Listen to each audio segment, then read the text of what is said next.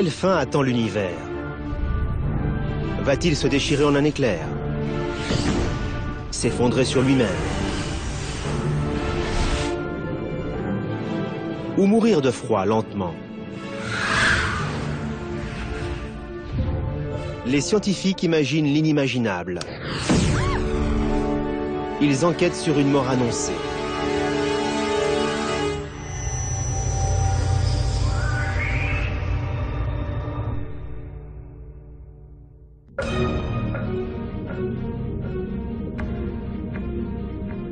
Au fin fond de l'espace, une bataille est en cours.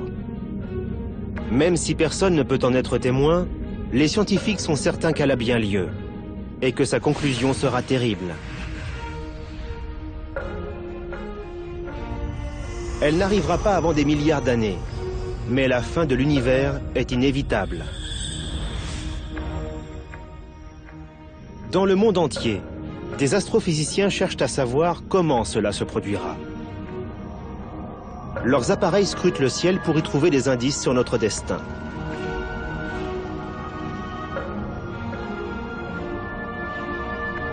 Les pistes qu'ils suivent sont terrifiantes. Dans un premier scénario, la gravité contracte l'univers comme quand on dégonfle un ballon, et l'univers revient à sa taille d'origine. C'est ce qu'on appelle le Big Crunch, le grand effondrement. L'univers terminerait en une boule de feu de matière qui s'effondrerait sur elle-même. Ce serait spectaculaire. Vient ensuite la théorie du Big Freeze, la mort thermique. L'univers va s'étendre jusqu'à ce que les fournaises nucléaires qui alimentent les étoiles s'épuisent. Au-delà de ce stade, l'univers va se refroidir et mourir. La seconde possibilité est assez triste. L'univers continuera de s'étendre à l'infini pour se transformer en un lieu froid et désolé. Son expansion éloignera nos plus proches voisins et nous terminerons isolés des autres étoiles et des autres galaxies. La troisième éventualité est encore plus vertigineuse. Tout est détruit jusqu'au moindre atome.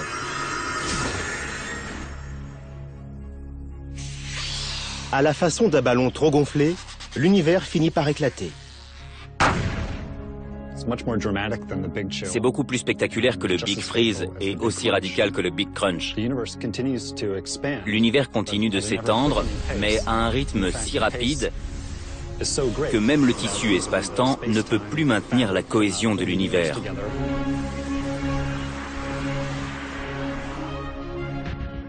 Quel que soit le cas de figure, le résultat sera dévastateur.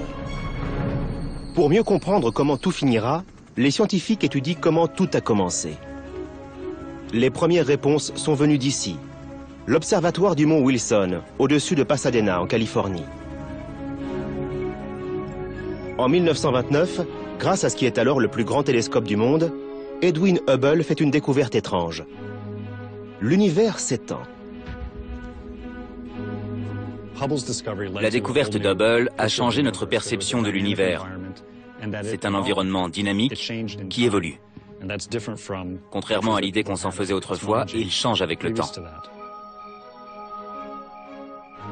Avant Hubble, les scientifiques croyaient que l'univers était statique et immuable.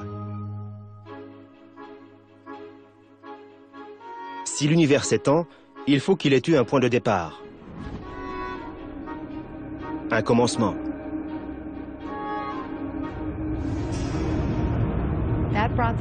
C'est ce qui a fait naître l'idée de se repasser le film en arrière, de trouver le moment où ça a commencé. Et de là est venu le concept de Big Bang. Le Big Bang.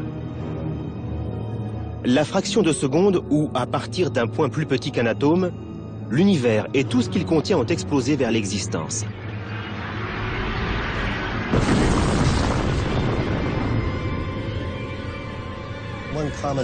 Une erreur classique est de croire que l'on pourrait identifier un point dans l'espace où le Big Bang s'est produit. En fait, il faut voir le Big Bang comme une création simultanée partout dans l'espace, avec une expansion qui se poursuit encore aujourd'hui. Au moment du Big Bang, les premières particules de matière, les quarks, ont été produites. Elles se sont entrechoquées et ont formé les premiers composants de l'univers. Ils ont flotté dans un épais nuage de plasma pendant environ 400 000 ans.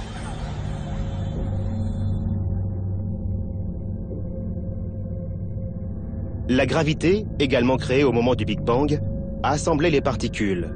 Les premières étoiles sont nées et le cosmos s'est éclairé. La théorie du Big Bang est très solide. Mais nous travaillons encore sur ce qui s'est passé au moment du Big Bang. On ne comprend pas vraiment. Si l'univers s'étend depuis le Big Bang, les scientifiques doivent envisager que cette expansion puisse s'arrêter un jour. La question est de savoir comment.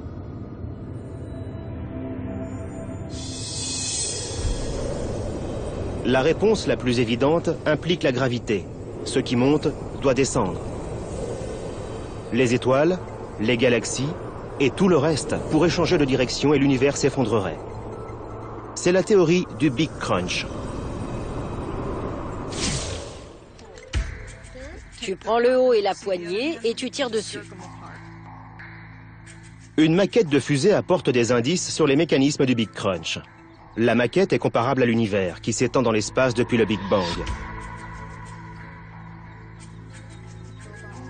Une explosion initiale permet à la fusée de vaincre la pesanteur.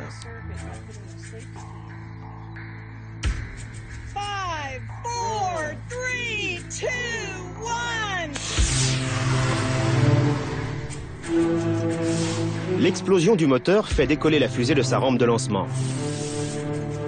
Elle accélère dans les airs et se libère de la pesanteur. Pour l'instant. Pendant son ascension, on a l'impression qu'elle ne s'arrêtera jamais. Mais la gravité terrestre ne permettra pas que cela dure infiniment. Une fois le carburant épuisé, la fusée monte encore de quelques dizaines de centimètres, s'arrête et est attirée vers le sol. Voilà ce qui se produirait avec le Big Crunch. L'univers tout entier serait attiré vers sa rampe de lancement.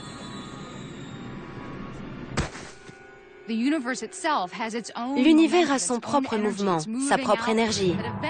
Il s'étend. Mais il est possible qu'à un moment, ce mouvement cesse, comme ça s'est produit avec la fusée. L'univers se replierait alors sur lui-même et s'effondrerait sous l'effet de sa propre gravité.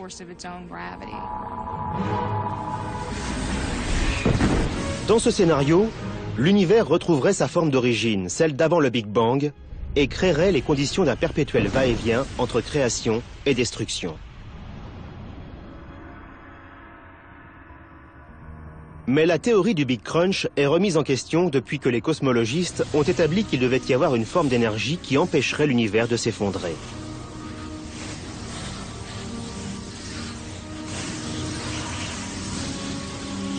L'existence d'une force de ce type a conduit à de nouvelles théories sur ce qui constitue l'univers et sur la façon dont il risque de finir.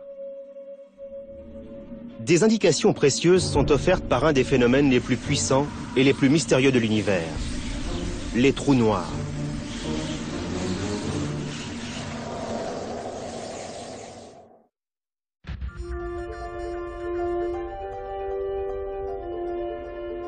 Pour leurs recherches sur la fin de l'univers, les astronomes ont recours à des technologies d'avant-garde. Au sommet d'un volcan hawaïen, ils observent une bataille spatiale qui va décider du destin de l'univers.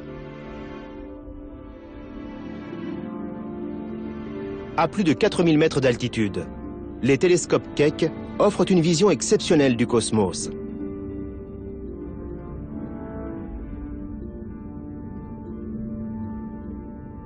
Les chercheurs viennent ici car les télescopes fonctionnent mieux à l'écart des lumières de la ville et bien au-dessus de l'air pollué.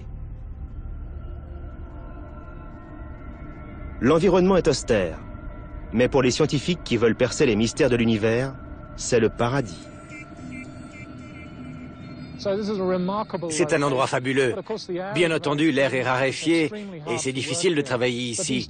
Mais les télescopes sont incroyablement puissants. On est des astronomes ambitieux. On ne se contente pas d'observer des évidences. On s'intéresse aux objets les moins visibles pour étudier les extrémités de l'univers. Les objets les plus distants nous informent sur la genèse de l'univers. Ici, Les astronomes comme Richard Ellis travaillent sur un problème qui obsède les cosmologistes depuis Edwin Hubble. Ils savent que l'univers s'étend, mais ils ignorent à quelle vitesse. Il sera difficile de déterminer comment l'univers finira avant d'avoir résolu cette énigme. Les réponses se trouvent dans le passé. Ce que j'ai fait, c'est que j'ai ciblé la 12. C'est la bonne étoile. On voit mieux maintenant. Ça valait le coup. Les astronomes utilisent les télescopes comme des machines à remonter le temps. On regarde le passé en étudiant les galaxies lointaines telles qu'elles étaient il y a très très longtemps. En observant des objets que la technologie ne permet de voir que depuis peu, des scientifiques comme Richard Ellis confirment de vieilles théories sur le cosmos.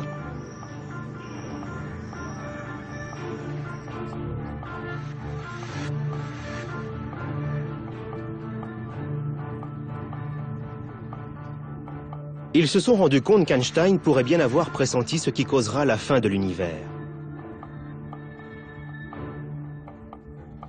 Einstein disait qu'il devait y avoir plus de masse dans l'univers que ce que nous étions capables de voir. Il avait deviné qu'il y avait des champs de supergravité invisibles, d'où même la lumière ne pouvait pas s'échapper. Dans les années 1960, les astronomes ont découvert une galaxie lointaine qui possédait une puissante source de rayons X, venue d'une chose qu'ils n'arrivaient pas à voir. Elle se trouvait dans la constellation du Cygne. Elle n'émettait pas de lumière, mais quelque chose se trouvait bien là. Quelle que soit la source de ces rayons, elle avait une masse à peu près 7 fois supérieure à celle de notre Soleil. Ce phénomène a été baptisé trou noir. Le fonctionnement des trous noirs est assez proche de la théorie du Big Crunch. Quand certaines étoiles sont à court de combustible, elles s'effondrent sur elles-mêmes pour former une masse plus petite, beaucoup plus dense, et qui attire de plus en plus de matière.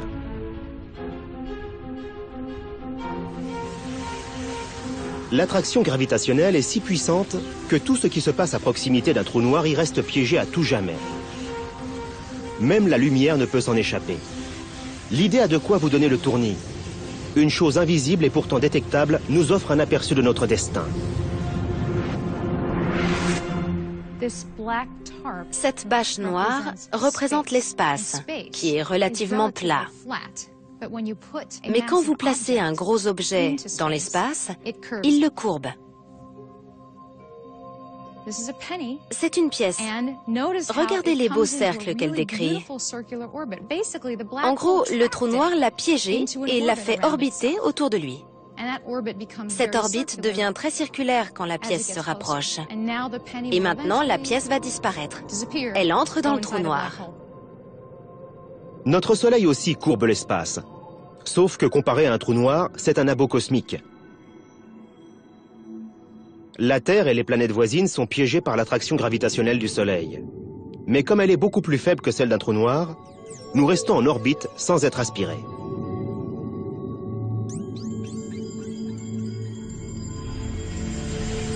La masse des trous noirs peut être 1 million de fois supérieure à celle du Soleil, ou même plus. Ils provoquent une immense courbure de l'espace qui les entoure et dévorent tout ce qui se passe à proximité. Un trou noir tord l'espace. Et quand de la matière est à sa portée, elle tombe à l'intérieur et reste piégée. La question qui se pose, c'est « Et si, pour finir, notre univers s'effondrait sur lui-même » Qu'arriverait-il s'il y avait suffisamment de matière dans l'univers pour provoquer un effondrement dans un immense trou noir? À la fin, on se retrouverait au centre d'un trou noir appelé singularité gravitationnelle. C'est l'un des futurs qu'on peut envisager pour l'univers. Nous avons commencé comme ça, nous pourrions finir comme ça. Toute proportion gardée, la physique des trous noirs est très proche de ce qui a fait naître l'univers et de ce qui pourrait le tuer. On trouve des trous noirs dans des zones isolées, à travers le cosmos. Leur attraction gravitationnelle est une version miniature de la force qui pourrait provoquer l'effondrement de l'univers. Cette force, c'est la matière noire, ce que les scientifiques surnomment parfois la glu cosmique. Bonjour Mathieu. On va faire un peu de cosmologie. La matière noire attire les autres objets par son attraction gravitationnelle. C'est une force positive. Mais il y a une force qui s'oppose à la gravité, l'énergie sombre. Nous ne comprenons pas très bien ce qu'est l'énergie sombre, mais elle a un effet négatif qui repousse les galaxies entre elles. Dans cette expérience, le tourbillon représente la force gravitationnelle de la matière noire. La teinture verte qui tombe de la seringue montre comment la matière présente dans l'univers tombe sous l'effet de la matière noire. La présence de matière noire a fait se regrouper les gaz de l'univers et des structures se sont formées. C'est comme ça que la Voie lactée s'est développée. Des petites choses s'assemblent pour en former de grosses. C'est la force positive et constructive de la gravité. Si c'était la seule force de l'univers, et si l'univers cessait de s'étendre, il commencerait à s'effondrer. La gravité mettrait fin à l'expansion et replierait l'univers sur lui-même dans un Big Crunch. La matière noire est ce qui a permis la production des galaxies en un temps limité. S'il n'y avait eu que la gravité de la matière atomique pour produire des galaxies, nous ne serions pas là aujourd'hui pour nous poser ces questions. Car faute de temps, la gravité n'a pas pu condenser toute la matière atomique présente dans le cosmos. Il fallait donc que la matière noire existe pour participer à ce processus et l'accélérer. Pourtant, l'univers continue de s'étendre et ne montre aucun signe d'effondrement. Cela suggère que la force opposée, l'énergie sombre, serait plus puissante que la matière noire. Mais pour le confirmer, les scientifiques doivent effectuer un travail de détective. Pour trouver des indices, ils s'intéressent à l'un des plus violents phénomènes de l'univers. Nous étudions les explosions d'étoiles pour tenter de comprendre à quel rythme l'univers s'étend. Ces explosions se produisent quand des étoiles qui ressemblent à notre Soleil arrivent en fin de vie. Le combustible qu'elles possédaient dans leur cœur est épuisé. L'étoile s'effondre, la partie externe s'étend et l'étoile devient ce qu'on appelle une naine blanche. Les naines blanches ont parfois d'autres étoiles qui orbitent à proximité. Quand un débris venu de ces étoiles compagnes tombe sur une naine blanche, une énorme explosion se produit.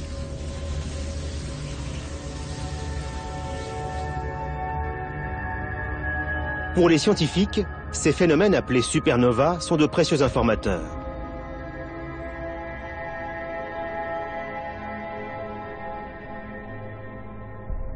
Leurs explosions brèves et lumineuses permettent de suivre l'expansion de l'univers et de mesurer sa vitesse. En gros, ce sont des naines blanches qui deviennent des bombes nucléaires. Elles explosent avec une certaine luminosité et sur une certaine durée. Leur luminosité se dissipe au bout d'un certain temps. À peu de choses près, elles ont la même taille et où qu'elles soient dans l'univers, elles ont la même apparence.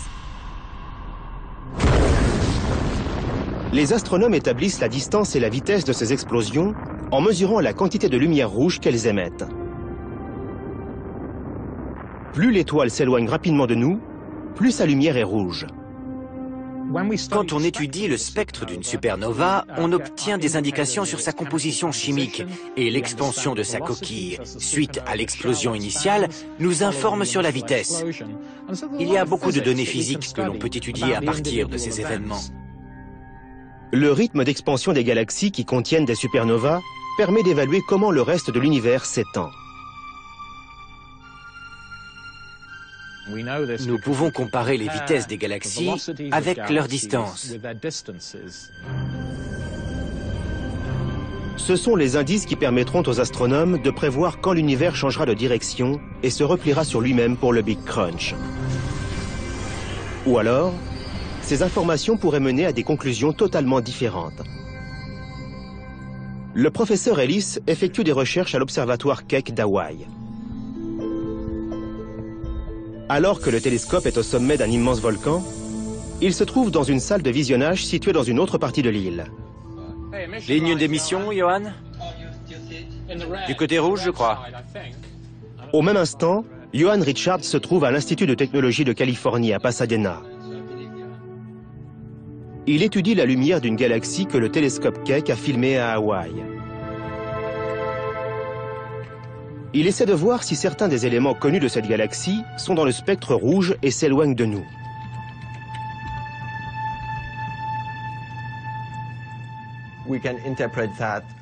On s'en sert pour déterminer à quelle vitesse la galaxie s'éloigne de nous. Ces données nous informent sur le comportement de tout l'univers, sur son expansion. L'interprétation des décalages vers le rouge est essentielle pour prédire l'avenir de l'univers. Depuis quelques années, nous sommes capables d'obtenir de meilleures images du cosmos. Elles nous ont appris que le décalage vers le rouge des galaxies lointaines est plus important qu'on ne le prévoyait. Les implications de cette découverte sont renversantes. Non seulement l'univers s'étend, mais en plus, son expansion s'accélère. Rien dans le cosmos observable n'explique ce phénomène. Et pourtant, les données sont irréfutables. Cela signifie qu'une force invisible travaille contre la gravité. Les cosmologistes l'ont baptisé « énergie sombre ». Quand l'univers était jeune, la gravité était la force dominante. À la surface de l'eau, on a des particules qui représentent les galaxies et qui sont unies par la gravité. Il y a environ 7 milliards d'années, l'énergie sombre et la gravité étaient à peu près en équilibre. Mais l'univers a continué de s'étendre, la densité affaiblie, l'énergie sombre s'est mise à prendre le dessus. Et c'est là que l'expansion de l'univers a commencé à s'accélérer. À présent, l'énergie sombre est la propriété dominante de l'espace. L'univers a commencé avec une certaine quantité d'énergie et nous essayons aujourd'hui de découvrir quelle est cette quantité. Nous savons que l'univers s'agrandit avec le temps. Nous savons aussi que l'expansion de l'univers s'accélère. Mais ce que nous ignorons, c'est si elle va ralentir ou pas. Nous cherchons encore à le comprendre. Pour comprendre quel destin attend l'univers, nous devons savoir quelle quantité d'énergie et quelle quantité de matière il y a.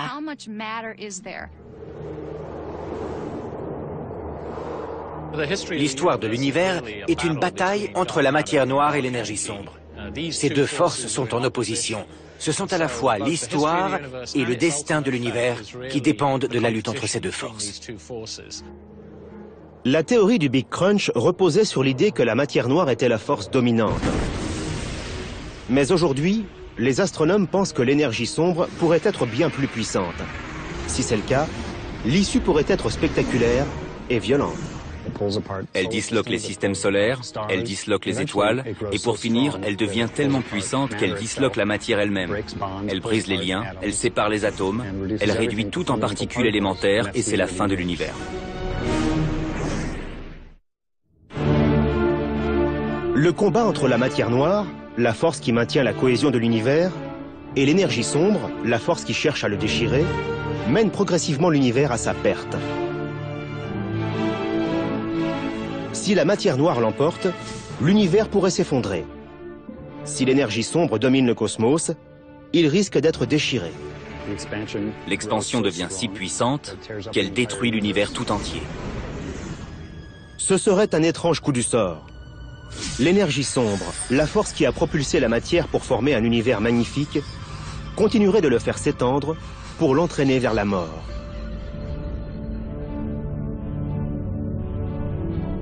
Pour savoir si l'énergie sombre est bel et bien en train de gagner la bataille, les scientifiques doivent d'abord découvrir à quelle vitesse l'univers s'étend.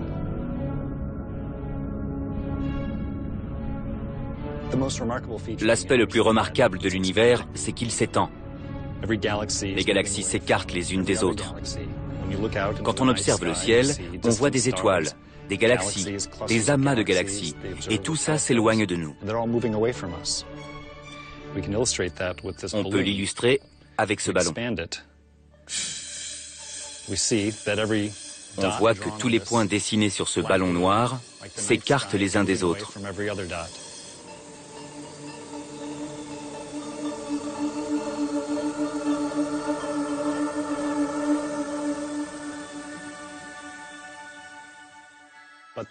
Mais il y a autre chose que nous savons sur l'univers. C'est que son expansion va de plus en plus vite. Il s'agrandit à un rythme de plus en plus élevé. On ne sait pas exactement à quelle vitesse l'expansion accélère, mais si elle va suffisamment vite, quelque chose de terrible pourrait se produire. Un déchirement de l'univers.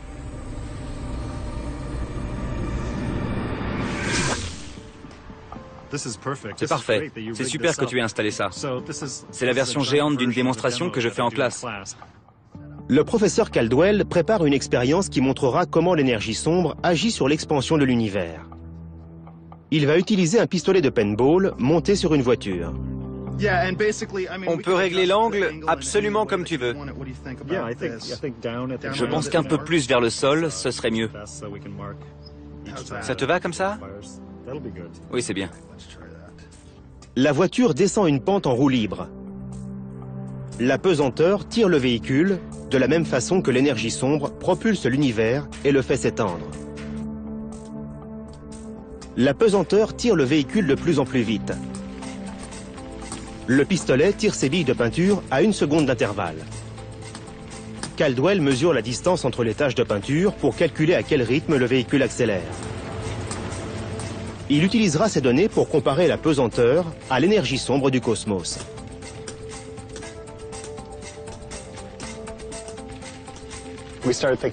On a commencé à envisager un grand déchirement quand on a découvert que l'expansion de l'univers s'accélérait. Le degré d'accélération est inconnu et les astronomes travaillent d'arrache-pied pour déterminer avec précision la vitesse de l'expansion et les détails de l'évolution passée de l'univers. À partir de là, on pourra s'intéresser à son évolution future. On ne sait pas exactement à quelle vitesse il accélère, mais certains éléments indiquent qu'il a franchi un palier au-delà duquel on risque un effet d'emballement capable de déchirer l'univers. Alors? Super, ça va fournir de bonnes données. Parfait. On mesure? Je te donne ce bout.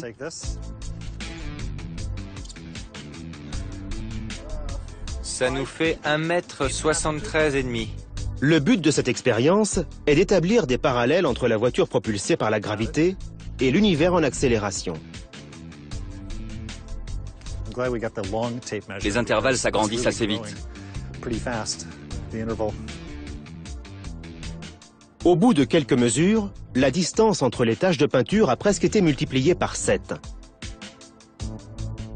Si la voiture était dans l'espace, à ce rythme, elle se déplacerait à plus de 160 km/h au bout d'1 minute et à plus de 1600 au bout de 10 minutes. Ça s'agrandit.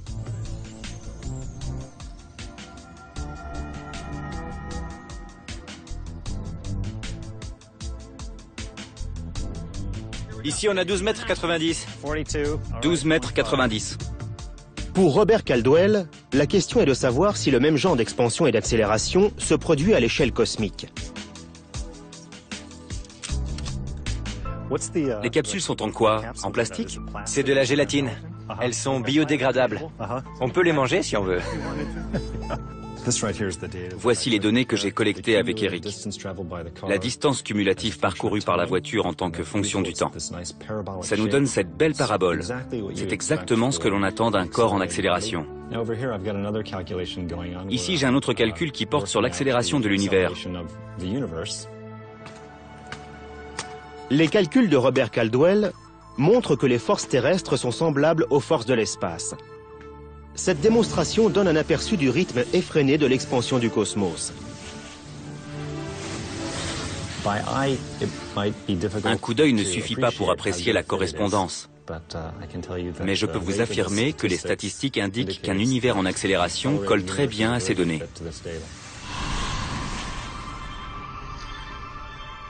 Si, comme la voiture, l'expansion de l'univers s'accélère continuellement, dans des milliards d'années, il pourrait se déchirer.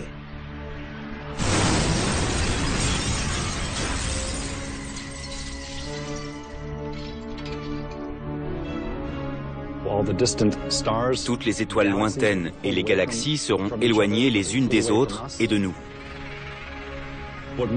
On n'aura pas le temps de basculer dans le froid et la solitude. Ce sera spectaculaire et violent. Les étoiles, les planètes et même les atomes seront disloqués avant que l'univers ne prenne fin. Ça n'arrivera pas avant au moins 50 milliards d'années, mais ça n'en est pas moins fascinant.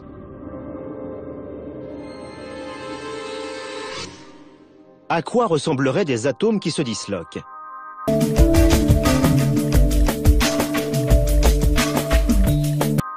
Ces tasses sont des objets solides. Les atomes s'assemblent pour créer un objet capable de contenir un cappuccino sans qu'une goutte ne fuit. Entrons dans la tasse, comme si nous naviguions dans le cosmos. Nous passons les molécules pour entrer dans les atomes. La tasse n'est qu'un tissu de particules atomiques qui ont formé des liens pour devenir de la matière.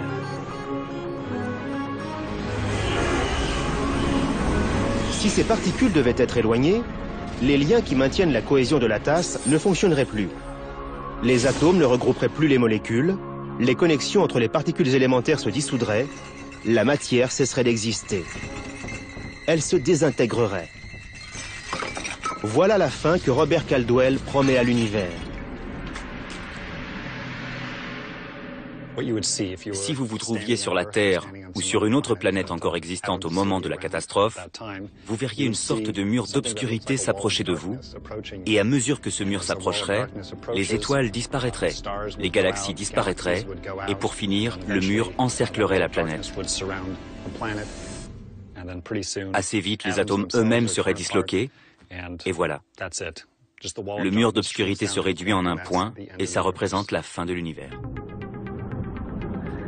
À en croire Robert Caldwell, la chose n'arrivera pas avant 50 milliards d'années, ce qui lui laisse tout le temps d'affiner ses recherches. C'est un peu comme une enquête policière. On essaie de découvrir qui est coupable de l'accélération cosmique. On pense connaître son nom, ce serait l'énergie sombre. Mais on ignore son mode opératoire, on ignore comment elle fonctionne. Alors nous avons besoin de plus d'informations sur la physique de l'énergie sombre. Nous voulons découvrir ce qu'elle fait et de quoi elle est constituée. En répondant à ces questions, nous serons capables de comprendre quel sera le destin de l'univers.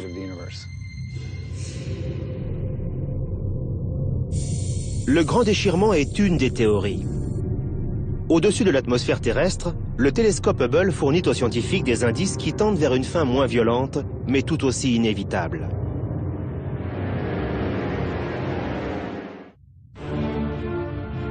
L'univers s'étend. Si son accélération est suffisamment rapide, il risque de finir dans un grand déchirement.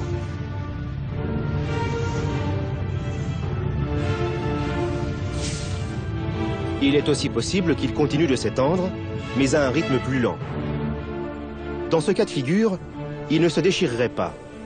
Il deviendrait obscur, froid et sans vie.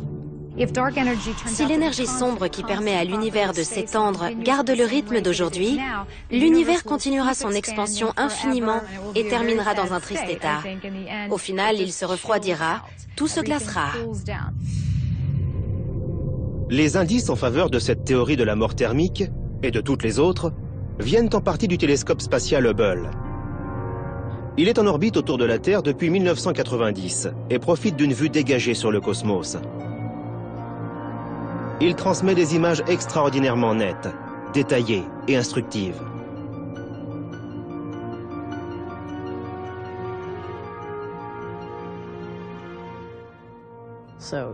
Voici un exemple de champ profond qu'Hubble a pu photographier.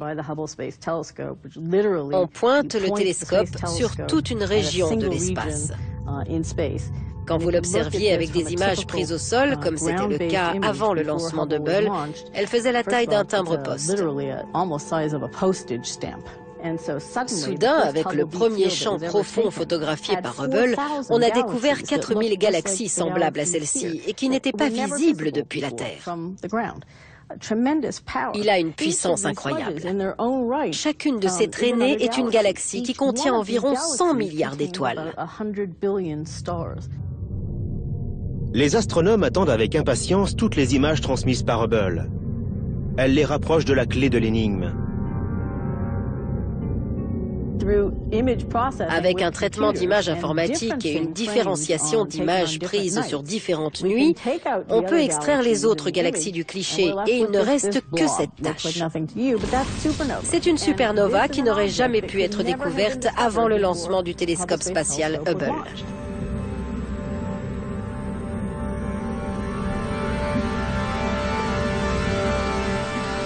Hubble voit plus que des étoiles et des galaxies. Il est sur la piste d'un des composants clés de l'espace. Cet ingrédient invisible que certains estiment capable de freiner l'énergie sombre et de causer une mort thermique, c'est la matière noire.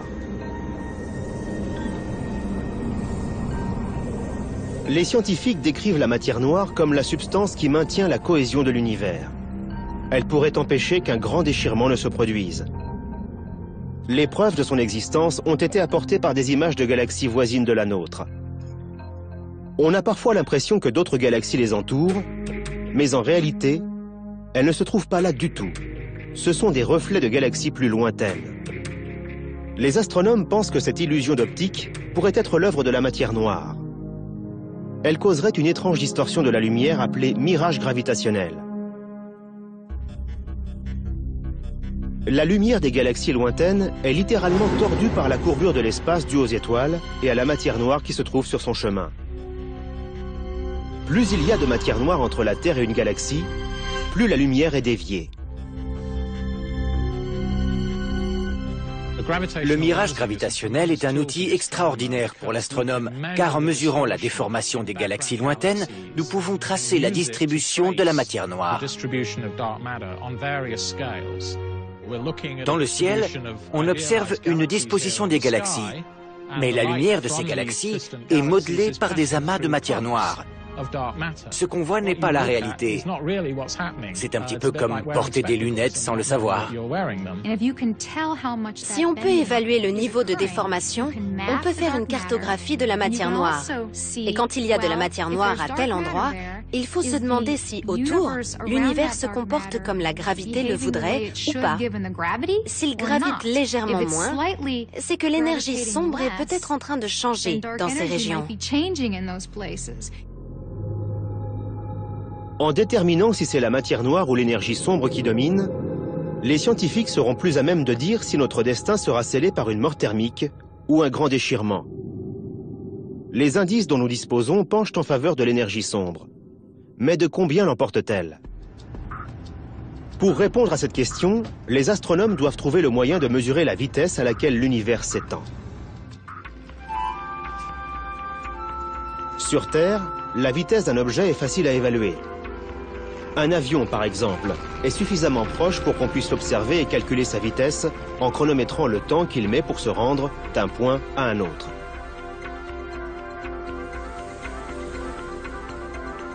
Mais la lumière d'une étoile peut voyager des millions ou des milliards d'années avant d'être vue depuis la Terre. Au moment où elle arrive ici, l'étoile est partie depuis longtemps, et elle est trop loin pour qu'on puisse évaluer sa vitesse ou la distance parcourue avec certitude. Pour résoudre le mystère de la vitesse d'expansion, les scientifiques ont besoin d'images du cosmos plus précises.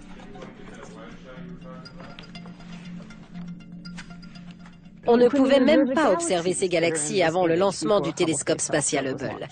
Récemment, on a fait un bond technologique étourdissant. Il nous a permis de cartographier l'évolution de l'univers d'une façon qu'on n'aurait jamais imaginée auparavant. L'amélioration des images facilite le travail des astronomes. Si l'univers continue de s'étendre, pour finir, toutes les sources d'énergie, les fournaises nucléaires et les étoiles s'épuiseront et mourront. L'univers deviendra très froid et il y aura une mort thermique. Dans ce scénario, la Terre deviendrait une planète froide et solitaire. Les distances entre étoiles seraient si étendues qu'on ne pourrait même plus les voir.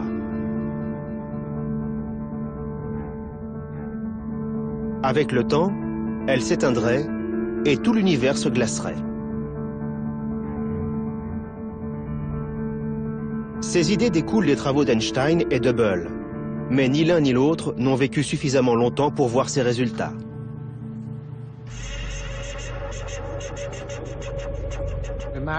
Imaginez un peu ce que penseraient Einstein et Hubble s'ils étaient là pour voir les progrès effectués sur le sujet. Pour Einstein, l'expansion de l'univers était la conclusion naturelle de ses équations. Mais le fait que l'univers ne donnait pas l'impression de changer le laissait perplexe. Et Edwin Hubble cherchait en vain à prouver que l'expansion de l'univers ralentissait. En fait, ils se trompaient tous les deux. Elle accélère. À l'époque où Einstein a élaboré sa théorie générale, on ne savait pas qu'il y avait d'autres galaxies en dehors de la nôtre, et on ignorait que l'univers s'étendait. Même si ces équations montraient que l'univers devait s'agrandir, Einstein lui-même n'avait pas assez confiance en ses calculs pour affirmer que l'univers s'étendait ou se rétractait. Reste que son travail a mené à la découverte de la matière noire et de l'énergie sombre, les forces capables de provoquer le Big Freeze. Cette sphère illustre les principes de cette mort thermique. Les billes qui en sortent sont comme les étoiles qui se sont formées après le Big Bang. L'énergie sombre les propulse vers l'extérieur. La matière noire les ralentit. Dans le cas d'un Big Freeze, l'expansion se poursuivrait, mais le combustible nucléaire qui fait brûler les étoiles finirait par s'épuiser.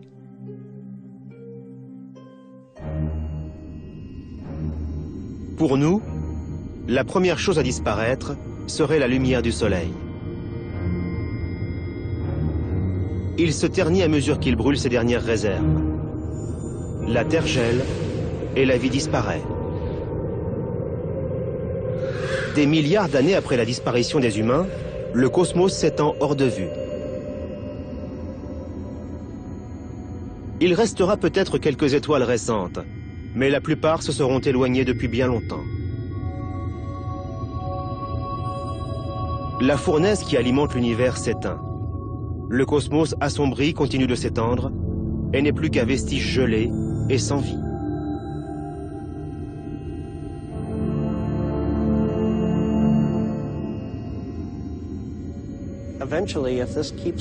Si ça continue ainsi, si rien ne change dans la composition de la densité d'énergie, l'univers s'étendra toujours. Il deviendra de plus en plus froid, et pour finir, même les galaxies voisines de la nôtre s'éloigneront tellement qu'on ne pourra plus les voir.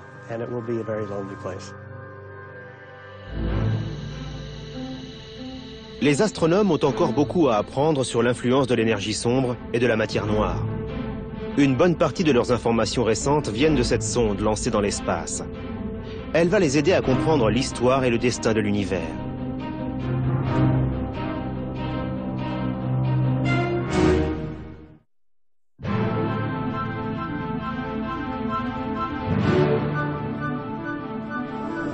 La nuit, le ciel nous apparaît comme un lieu calme et paisible. Mais en réalité, il court à sa perte.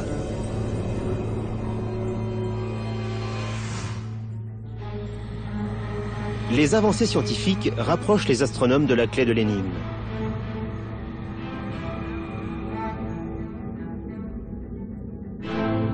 Elle pourrait se trouver dans cette image multicolore. C'est une carte de l'univers peu après sa création. Elle nous raconte une histoire qui devrait aider les cosmologistes à prédire l'avenir.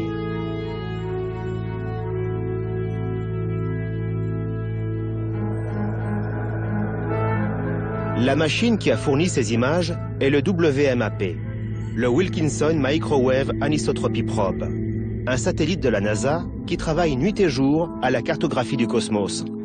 Ce qu'on voit ici, ce sont les limites de l'univers visible. Il s'agit de la lumière que le WMAP mesure, les restes de chaleur du Big Bang. C'est la plus ancienne lumière que l'on peut voir dans le cosmos. Ce fossile des débuts de l'univers nous en dit long sur la composition de la matière de l'époque, sur le rythme d'expansion et sur les conditions qui régnaient à la naissance de l'univers.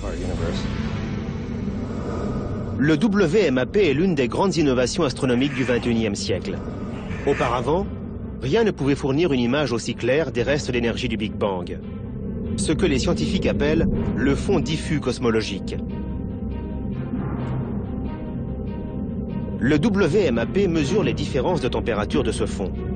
Elles peuvent nous apprendre quelle force dominera l'univers et comment cette force mènera le cosmos à sa fin. Les taches bleues sont des régions où le rayonnement produit par le Big Bang est légèrement plus froid que la moyenne. Et les taches rouges sont des régions légèrement plus chaudes que la moyenne. Les différences de température révélées par le WMAP donnent des indications sur la nature de la matière et de l'énergie que contient l'univers. En analysant cette lumière, les scientifiques trouvent non seulement des indices sur la substance de l'univers, mais aussi sur sa destinée. À l'œil nu, on ne capte qu'une infime partie du spectre électromagnétique. On a donc recours à des longueurs d'onde plus grandes. Le WMAP mesure les mêmes ondes qu'utilise un four à micro-ondes pour chauffer de l'eau. Le WMAP est capable de détecter des variations de température d'1 millième de degré. Cette sensibilité permet de calculer les proportions de matière noire et d'énergie sombre. On assemble toutes ces mesures et on dresse une carte de ces variations. En augmentant le contraste, on peut aller au-delà de cette lueur uniforme issue du Big Bang et chercher une variation. Une fois que Gary Inshaw ajuste le contraste, la carte du WMAP prend vie.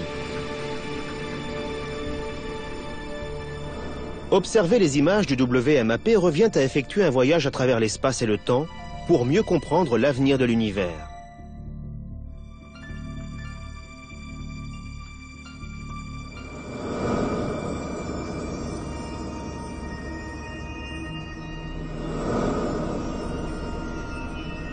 En s'éloignant de la sonde et en suivant le chemin de la lumière qu'elle collecte, nous passons Mars, Jupiter et Saturne, dont la lumière met 1 heure pour arriver sur Terre.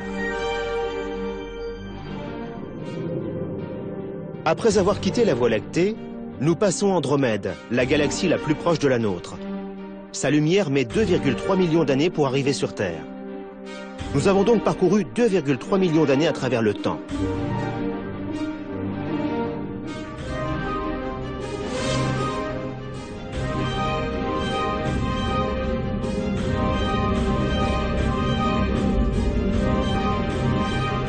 Pour finir, nous arrivons 13 milliards d'années en arrière, au début de la lumière visible. Avant cela, l'hydrogène surchauffé est partout. Le WMAP peut remonter jusqu'à ce point de l'histoire. Il confirme des faits essentiels concernant l'univers et ce qui le tuera.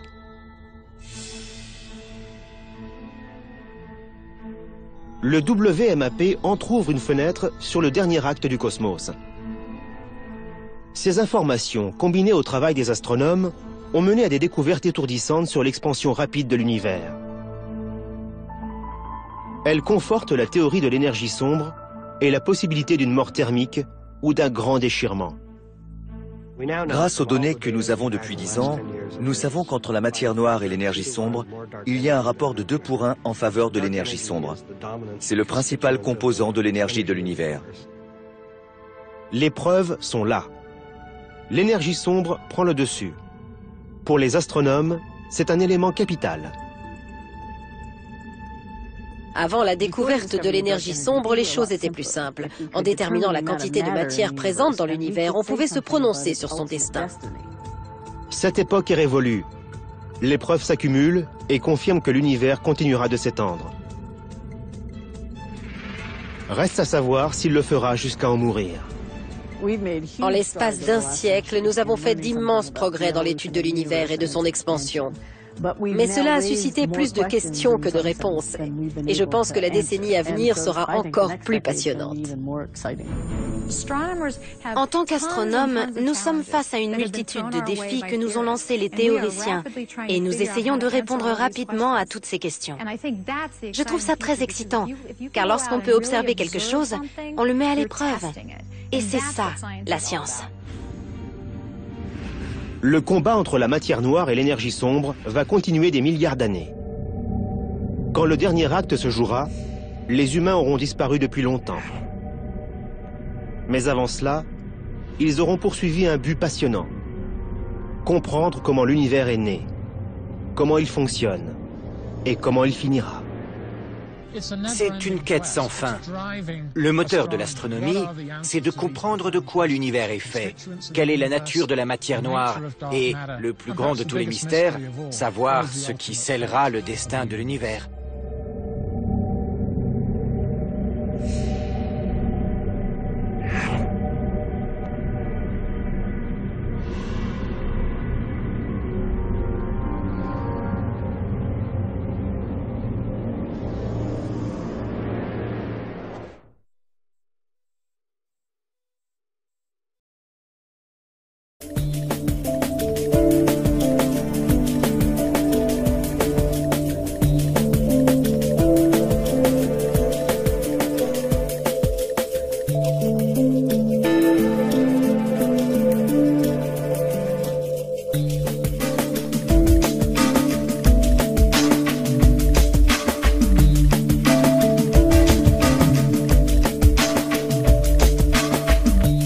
plastique? C'est de la gélatine. Elles sont biodégradables. On peut les manger si on veut. Voici les données que j'ai collectées avec Eric. La distance cumulative parcourue par la voiture en tant que fonction du temps. Ça nous donne cette belle parabole. C'est exactement ce que l'on attend d'un corps en accélération. Ici, j'ai un autre calcul qui porte sur l'accélération de l'univers. Les calculs de Robert Caldwell montrent que les forces terrestres sont semblables aux forces de l'espace. Cette démonstration donne un aperçu du rythme effréné de l'expansion du cosmos. Un coup d'œil ne suffit pas pour apprécier la correspondance. Mais je peux vous affirmer que les statistiques indiquent qu'un univers en accélération colle très bien à ces données.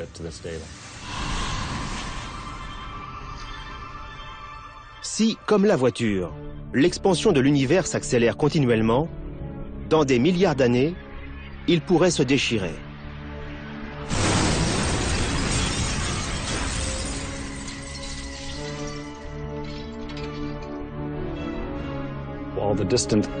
Toutes les étoiles lointaines et les galaxies seront éloignées les unes des autres et de nous. On n'aura pas le temps de basculer dans le froid et la solitude. Ce sera spectaculaire et violent. Les étoiles, les planètes et même les atomes seront disloqués avant que l'univers ne prenne fin. Ça n'arrivera pas avant au moins 50 milliards d'années, mais ça n'en est pas moins fascinant.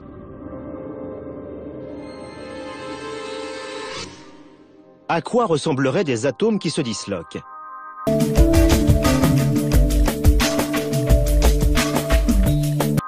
Ces tasses sont des objets solides.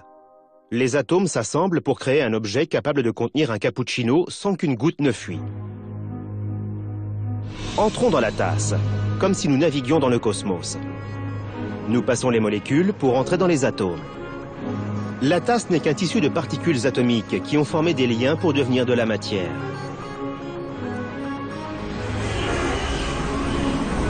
Si ces particules devaient être éloignées, les liens qui maintiennent la cohésion de la tasse ne fonctionneraient plus. Les atomes ne regrouperaient plus les molécules, les connexions entre les particules élémentaires se dissoudraient, la matière cesserait d'exister. Elle se désintégrerait. Voilà la fin que Robert Caldwell promet à l'univers.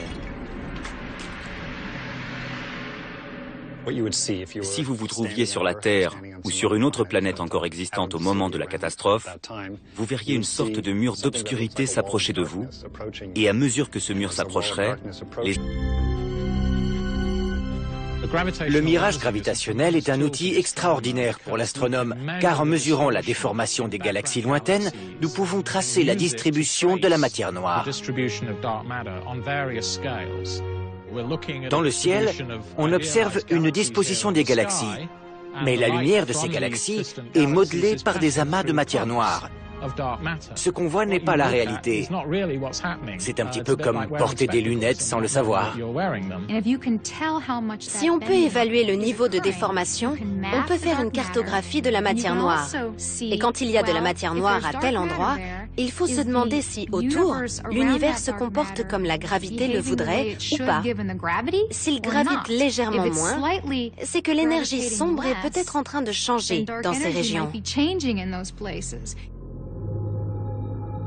En déterminant si c'est la matière noire ou l'énergie sombre qui domine, les scientifiques seront plus à même de dire si notre destin sera scellé par une mort thermique ou un grand déchirement. Les indices dont nous disposons penchent en faveur de l'énergie sombre. Mais de combien l'emporte-t-elle? Pour répondre à cette question, les astronomes doivent trouver le moyen de mesurer la vitesse à laquelle l'univers s'étend.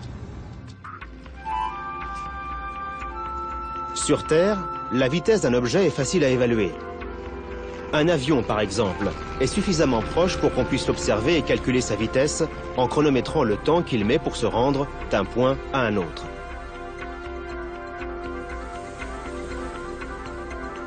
Mais la lumière d'une étoile peut voyager des millions ou des milliards d'années avant d'être vue depuis la Terre.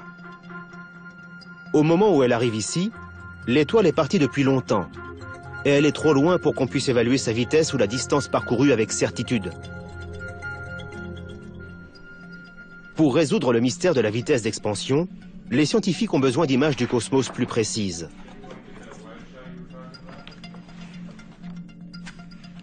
On ne pouvait même pas observer ces galaxies avant le lancement du télescope spatial Hubble.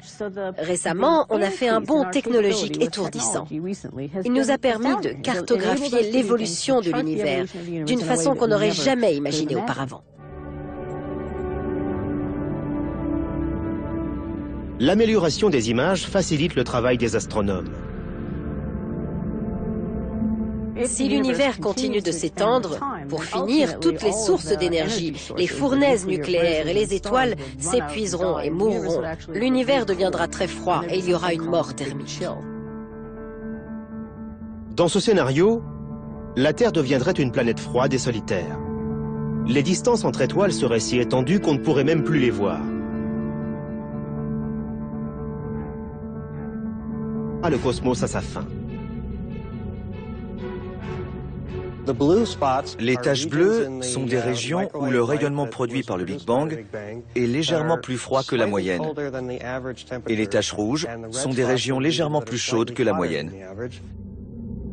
Les différences de température révélées par le WMAP donnent des indications sur la nature de la matière et de l'énergie que contient l'univers.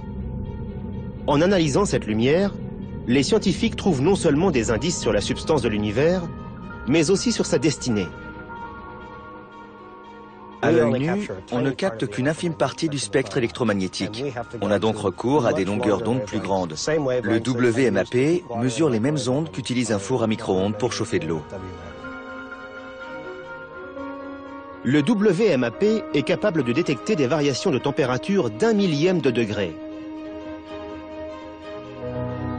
Cette sensibilité permet de calculer les proportions de matière noire et d'énergie sombre. On assemble toutes ces mesures et on dresse une carte de ces variations. En augmentant le contraste, on peut aller au-delà de cette lueur uniforme issue du Big Bang et chercher une variation. Une fois que Gary Inshaw ajuste le contraste, la carte du WMAP prend vie. Observer les images du WMAP revient à effectuer un voyage à travers l'espace et le temps pour mieux comprendre l'avenir de l'univers.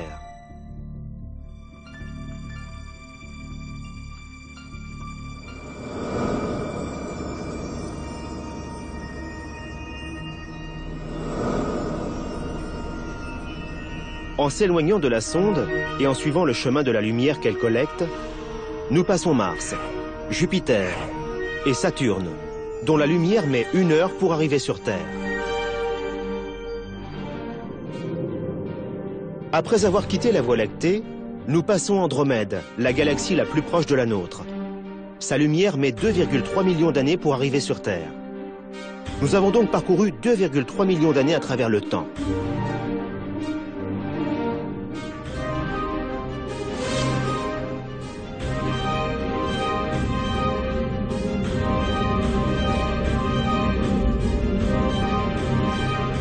Pour finir, nous arrivons 13 milliards d'années en arrière, au début de la lumière visible. Avant cela, l'hydrogène surchauffé est partout. Le WMAP peut remonter jusqu'à ce point de l'histoire. Il confirme des faits essentiels concernant l'univers et ce qui le tuera. Einstein disait qu'il devait y avoir plus de masse dans l'univers que ce que nous étions capables de voir. Il avait deviné qu'il y avait des champs de supergravité invisibles, d'où même la lumière ne pouvait pas s'échapper. Dans les années 1960, les astronomes ont découvert une galaxie lointaine qui possédait une puissante source de rayons X, venue d'une chose qu'ils n'arrivaient pas à voir. Elle se trouvait dans la constellation du Cygne. Elle n'émettait pas de lumière, mais quelque chose se trouvait bien là. Quelle que soit la source de ces rayons, elle avait une masse à peu près 7 fois supérieure à celle de notre Soleil. Ce phénomène a été baptisé trou noir. Le fonctionnement des trous noirs est assez proche de la théorie du Big Crunch. Quand certaines étoiles sont à court de combustible, elles s'effondrent sur elles-mêmes pour former une masse plus petite, beaucoup plus dense, et qui attire de plus en plus de matière.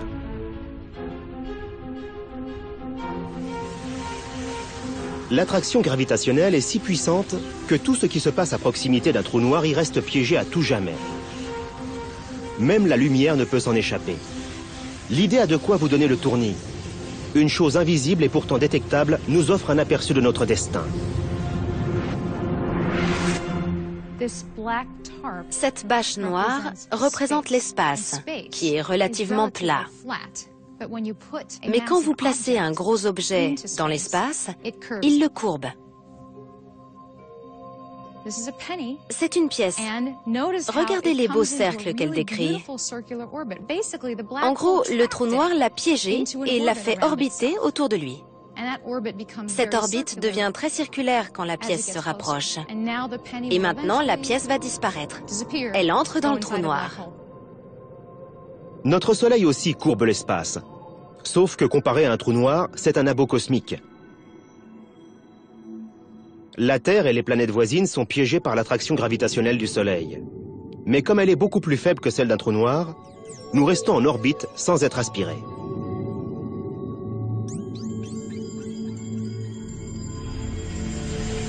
La masse des trous noirs peut être 1 million de fois supérieure à celle du Soleil, ou même plus. Ils provoquent une immense courbure de l'espace qui les entoure et dévorent tout ce qui se passe à proximité. Un trou noir tord l'espace. Et quand de la matière est à sa portée, elle tombe à l'intérieur et reste piégée. La question qui se pose, c'est « et si, pour finir, notre univers s'effondrait sur lui-même » Qu'arriverait-il s'il y avait suffisamment de matière dans l'univers pour provoquer un effondrement dans un immense trou noir? À la fin, jusqu'à ce que les fournaises nucléaires qui alimentent les étoiles s'épuisent. Au-delà de ce stade, l'univers va se refroidir et mourir. La seconde possibilité est assez triste. L'univers continuera de s'étendre à l'infini pour se transformer en un lieu froid et désolé. Son expansion éloignera nos plus proches voisins et nous terminerons isolés des autres étoiles et des autres galaxies. La troisième éventualité est encore plus vertigineuse. Tout est détruit jusqu'au moindre atome.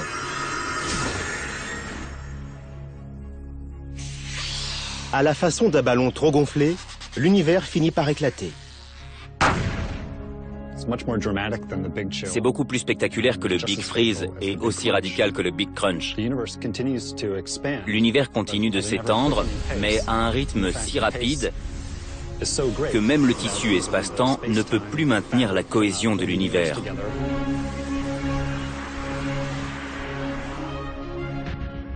Quel que soit le cas de figure, le résultat sera dévastateur. Pour mieux comprendre comment tout finira, les scientifiques étudient comment tout a commencé. Les premières réponses sont venues d'ici, l'observatoire du mont Wilson, au-dessus de Pasadena, en Californie. En 1929, grâce à ce qui est alors le plus grand télescope du monde, Edwin Hubble fait une découverte étrange. L'univers s'étend. La découverte d'Hubble a changé notre perception de l'univers. C'est un environnement dynamique qui évolue. Contrairement à l'idée qu'on s'en faisait autrefois, il change avec le temps. Avant Hubble, les scientifiques croyaient que l'univers était statique et immuable. Si l'univers s'étend, il faut qu'il ait eu un point de départ. Un commencement.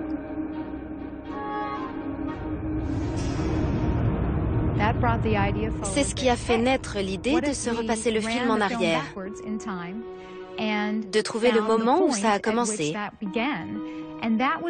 Et de là est venu le concept de Big Bang.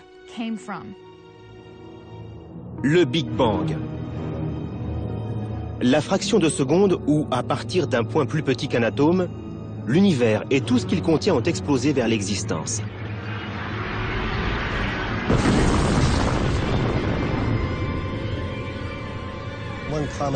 Une erreur classique est de croire que l'on pourrait identifier un point dans l'espace où le Big Bang s'est produit. En fait, il faut voir le Big Bang comme une création simultanée partout dans l'espace, avec une expansion qui se poursuit encore aujourd'hui. Et auparavant. L'amélioration des images facilite le travail des astronomes. Si l'univers continue de s'étendre, pour finir, toutes les sources d'énergie, les fournaises nucléaires et les étoiles s'épuiseront et mourront. L'univers deviendra très froid et il y aura une mort thermique. Dans ce scénario, la Terre deviendrait une planète froide et solitaire. Les distances entre étoiles seraient si étendues qu'on ne pourrait même plus les voir.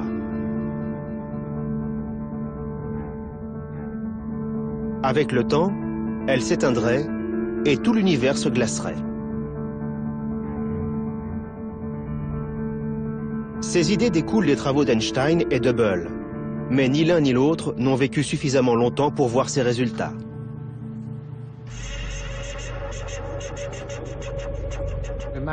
Imaginez un peu ce que penseraient Einstein et Hubble s'ils étaient là pour voir les progrès effectués sur le sujet. Pour Einstein, l'expansion de l'univers était la conclusion naturelle de ses équations. Mais le fait que l'univers ne donnait pas l'impression de changer le laissait perplexe. Et Edwin Hubble cherchait en vain à prouver que l'expansion de l'univers ralentissait. En fait, ils se trompaient tous les deux. Elle accélère. À l'époque où Einstein a élaboré sa théorie générale, on ne savait pas qu'il y avait d'autres galaxies en dehors de la nôtre, et on ignorait que l'univers s'étendait.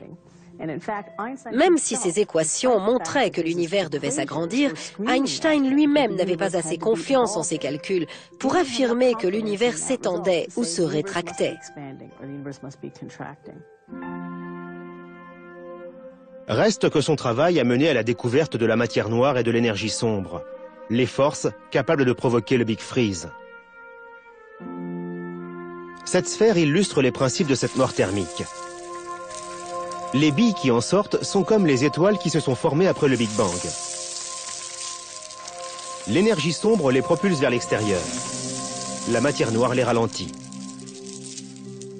Dans le cas d'un Big Freeze, l'expansion se poursuivrait, mais le combustible nucléaire qui fait brûler les étoiles finirait par s'épuiser.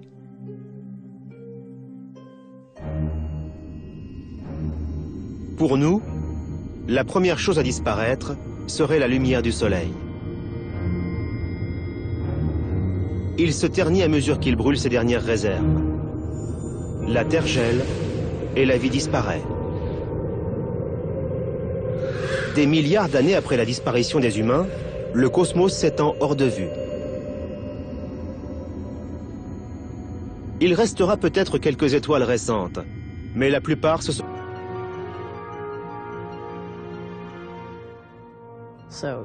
Voici un exemple de champ profond qu'Hubble a pu photographier. On pointe le télescope sur toute une région de l'espace. Quand vous l'observiez avec des images prises au sol, comme c'était le cas avant le lancement d'Hubble, elle faisait la taille d'un timbre-poste. Soudain, avec le premier champ profond photographié par Hubble, on a découvert 4000 galaxies semblables à celle-ci et qui n'étaient pas visibles depuis la Terre. Il a une puissance incroyable. Chacune de ces traînées est une galaxie qui contient environ 100 milliards d'étoiles. Les astronomes attendent avec impatience toutes les images transmises par Hubble. Elles les rapprochent de la clé de l'énigme.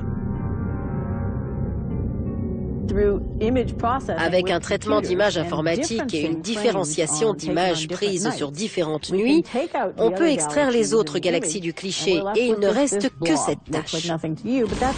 C'est une supernova qui n'aurait jamais pu être découverte avant le lancement du télescope spatial Hubble.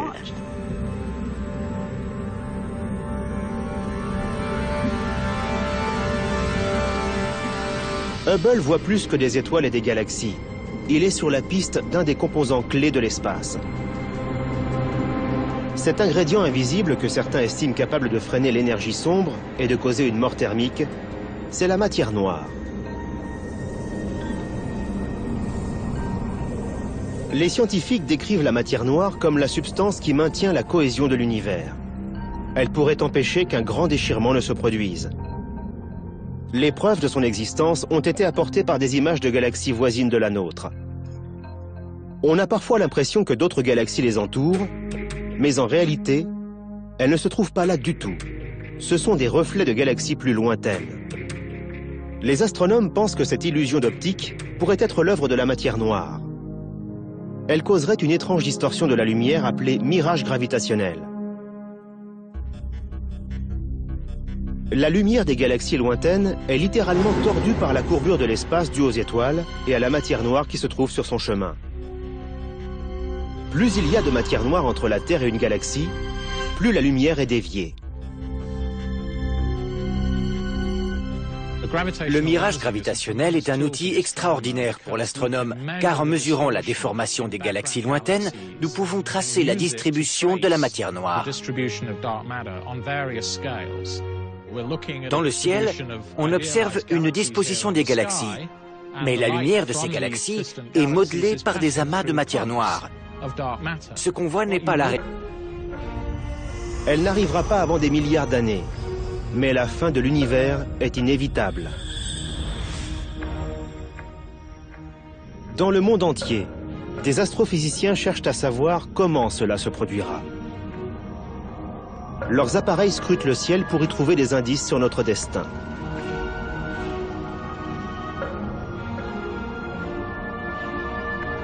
Les pistes qu'ils suivent sont terrifiantes. Dans un premier scénario, la gravité contracte l'univers comme quand on dégonfle un ballon, et l'univers revient à sa taille d'origine. C'est ce qu'on appelle le Big Crunch, le grand effondrement. L'univers terminerait en une boule de feu de matière qui s'effondrerait sur elle-même. Ce serait spectaculaire. Vient ensuite la théorie du Big Freeze, la mort thermique. L'univers va s'étendre jusqu'à ce que les fournaises nucléaires qui alimentent les étoiles s'épuisent. Au-delà de ce stade, l'univers va se refroidir et mourir. La seconde possibilité est assez triste. L'univers continuera de s'étendre à l'infini pour se transformer en un lieu froid et désolé.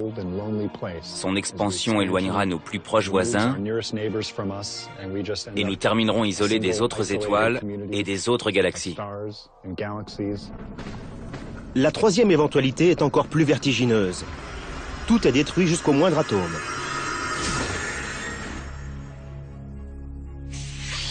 À la façon d'un ballon trop gonflé, l'univers finit par éclater.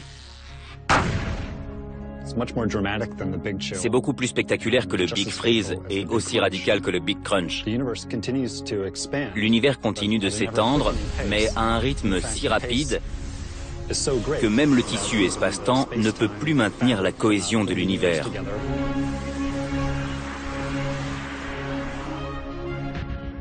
Quel que soit le cas de figure, le résultat sera dévastateur. Pour mieux comprendre comment tout finira, les scientifiques étudient comment tout a commencé. Les premières réponses sont venues d'ici, l'observatoire du mont Wilson, au-dessus de Pasadena, en Californie. En 1929, grâce à ce qui est alors le plus grand télescope du monde, Edwin Hubble fait une découverte étrange. L'univers s'étend. La découverte d'Hubble a changé notre perception de l'univers. C'est un environnement dynamique qui évolue. Contrairement à l'idée qu'on s'en faisait autrefois, il change avec le temps. Avant Hubble, les scientifiques croyaient que l'univers était statique et immuable. Si l'univers s'étend, repousse les galaxies entre elles. Dans cette expérience, le tourbillon représente la force gravitationnelle de la matière noire. La teinture verte qui tombe de la seringue montre comment la matière présente dans l'univers tombe sous l'effet de la matière noire. La présence de matière noire a fait se regrouper les gaz de l'univers et des structures se sont formées. C'est comme ça que la Voie lactée s'est développée. Des petites choses s'assemblent pour en former de grosses. C'est la force positive et constructive de la gravité. Si c'était la seule force de l'univers, et si l'univers cessait de s'étendre, il commencerait à s'effondrer. La gravité mettrait fin à l'expansion et replierait l'univers sur lui-même dans un Big Crunch. La matière noire est ce qui a permis la production des galaxies en un temps limité. S'il n'y avait eu que la gravité de la matière atomique pour produire des galaxies, nous ne serions pas là aujourd'hui pour nous poser ces questions. Car faute de temps, la gravité n'a pas pu condenser toute la matière atomique présente dans le cosmos. Il fallait donc que la matière noire existe pour participer à ce processus et l'accélérer. Pourtant, l'univers continue de s'étendre et ne montre aucun signe d'effondrement. Cela suggère que la force opposée, l'énergie sombre, serait plus puissante que la matière noire. Mais pour le confirmer, les scientifiques doivent effectuer un travail de détective. Pour trouver des indices, ils s'intéressent à l'un des plus violents phénomènes de l'univers. Nous étudions les explosions d'étoiles pour tenter de comprendre à quel rythme l'univers s'étend. Ces explosions se produisent quand des étoiles qui ressemblent à notre Soleil arrivent en fin de vie. Le combustible qu'elles possédaient dans leur cœur est épuisé. L'étoile s'effondre, la partie externe s'étend et l'étoile devient ce qu'on appelle une naine blanche. Les naines blanches ont parfois d'autres étoiles qui orbitent à proximité. Quand un débris venu de ces étoiles compagnes tombe sur une naine blanche, une énorme explosion se produit.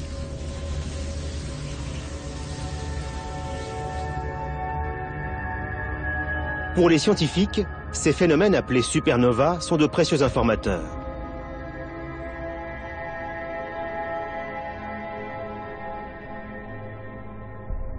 Leurs explosions brèves et lumineuses permettent de suivre l'expansion de l'univers et de mesurer sa vitesse. En gros, ce sont des naines blanches qui deviennent des bombes nucléaires. Elles explosent avec une certaine luminosité et sur une certaine durée. Leur luminosité se dissipe au bout d'un certain temps. À peu de choses près, elles ont la même taille et où qu'elles soient dans l'univers, elles ont la même apparence.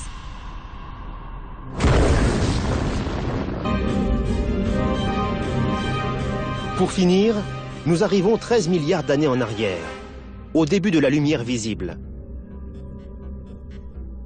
Avant cela, l'hydrogène surchauffé est partout. Le WMAP peut remonter jusqu'à ce point de l'histoire. Il confirme des faits essentiels concernant l'univers et ce qui le tuera.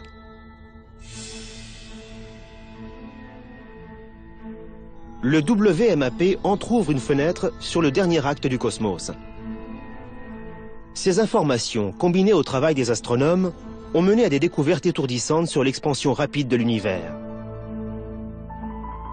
Elles confortent la théorie de l'énergie sombre et la possibilité d'une mort thermique ou d'un grand déchirement. Grâce aux données que nous avons depuis 10 ans, nous savons qu'entre la matière noire et l'énergie sombre, il y a un rapport de 2 pour 1 en faveur de l'énergie sombre. C'est le principal composant de l'énergie de l'univers. Les preuves sont là. L'énergie sombre prend le dessus. Pour les astronomes, c'est un élément capital. Avant la découverte de l'énergie sombre, les choses étaient plus simples. En déterminant la quantité de matière présente dans l'univers, on pouvait se prononcer sur son destin. Cette époque est révolue. Les preuves s'accumulent et confirment que l'univers continuera de s'étendre. Reste à savoir s'il le fera jusqu'à en mourir. En l'espace d'un siècle, nous avons fait d'immenses progrès dans l'étude de l'univers et de son expansion. Mais cela a suscité plus de questions que de réponses. Et je pense que la décennie à venir sera encore plus passionnante. En tant qu'astronomes, nous sommes face à une multitude de défis que nous ont lancés les théoriciens et nous essayons de répondre rapidement à toutes ces questions. Je trouve ça très excitant, car lorsqu'on peut observer quelque chose, on le met à l'épreuve. Et c'est ça, la science. Le combat entre la matière noire et l'énergie sombre va continuer des milliards d'années. Quand le dernier acte se jouera, les humains auront disparu depuis longtemps. Mais avant cela, ils auront poursuivi un but passionnant. Comprendre comment l'univers est né, comment il fonctionne et comment il finira. C'est une quête sans fin. Le moteur de l'astronomie, c'est de comprendre de quoi l'univers est fait, quelle est la nature de la matière noire et, le plus grand de tous les mystères, savoir ce qui scellera le destin de l'univers.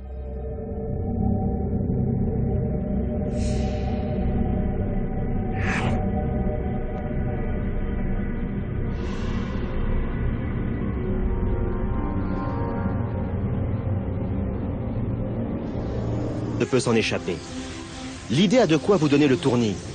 Une chose invisible et pourtant détectable nous offre un aperçu de notre destin. Cette bâche noire représente l'espace, qui est relativement plat. Mais quand vous placez un gros objet dans l'espace, il le courbe. C'est une pièce.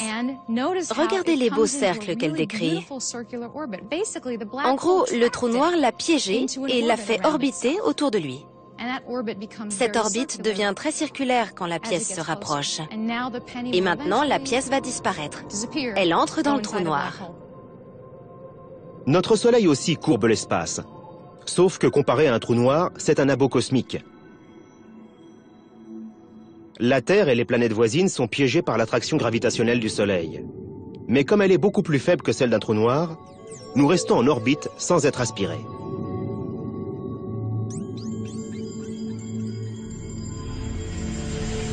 La masse des trous noirs peut être 1 million de fois supérieure à celle du Soleil, ou même plus.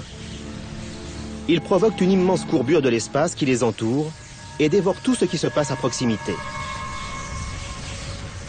Un trou noir tord l'espace. Et quand de la matière est à sa portée, elle tombe à l'intérieur et reste piégée. La question qui se pose, c'est « et si, pour finir, notre univers s'effondrait sur lui-même » Qu'arriverait-il s'il y avait suffisamment de matière dans l'univers pour provoquer un effondrement dans un immense trou noir? À la fin, on se retrouverait au centre d'un trou noir appelé singularité gravitationnelle. C'est l'un des futurs qu'on peut envisager pour l'univers. Nous avons commencé comme ça, nous pourrions finir comme ça. Toute proportion gardée, la physique des trous noirs est très proche de ce qui a fait naître l'univers et de ce qui pourrait le tuer. On trouve des trous noirs dans des zones isolées, à travers le cosmos. Leur attraction gravitationnelle est une version miniature de la force qui pourrait provoquer l'effondrement de l'univers. Cette force, c'est la matière noire, ce que les scientifiques surnomment parfois la glu cosmique. Bonjour Mathieu. On va faire un peu de cosmologie. La matière noire attire les autres objets par son attraction gravitationnelle. C'est une force positive. Mais il y a une force qui s'oppose à la gravité. L'énergie sombre. Nous ne comprenons pas très bien ce qu'est l'énergie sombre, mais elle a un effet négatif qui repousse les galaxies entre elles.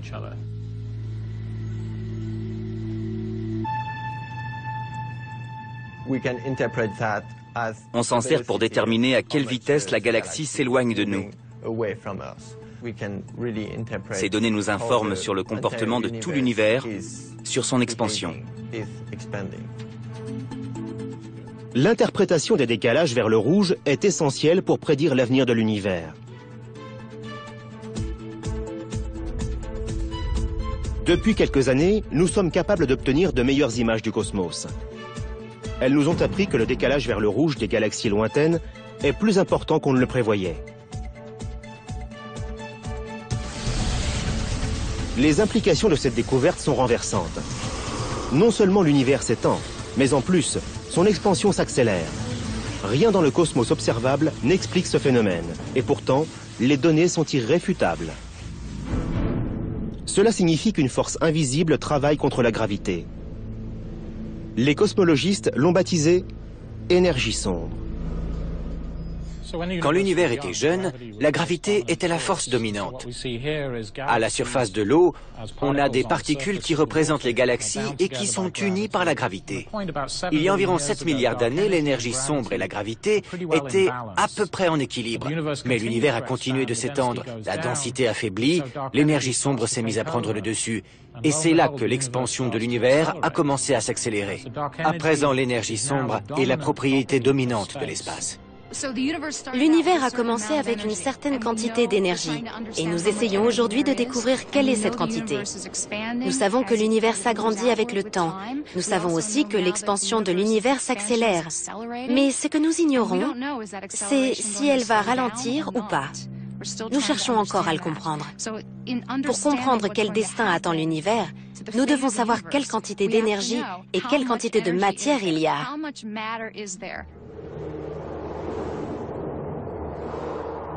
L'histoire de l'univers est une bataille entre la matière noire et l'énergie sombre. Ces deux forces sont en opposition. Ce sont à la fois l'histoire et le destin de l'univers qui dépendent de la lutte entre ces deux forces. La théorie du Big Crunch reposait sur l'idée que la matière noire était la force dominante. Mais aujourd'hui, les astronomes pensent que l'énergie sombre pourrait être bien plus puissante. Si c'est le cas, l'issue pourrait être spectaculaire et violente. Elle disloque les systèmes solaires, elle disloque les étoiles, et pour finir, elle devient tellement puissante qu'elle disloque la matière elle-même. Elle brise les liens, elle sépare les atomes, elle réduit tout en particules élémentaires, et c'est la fin de l'univers. Le combat entre la matière noire, la force qui maintient la cohésion de l'univers, et l'énergie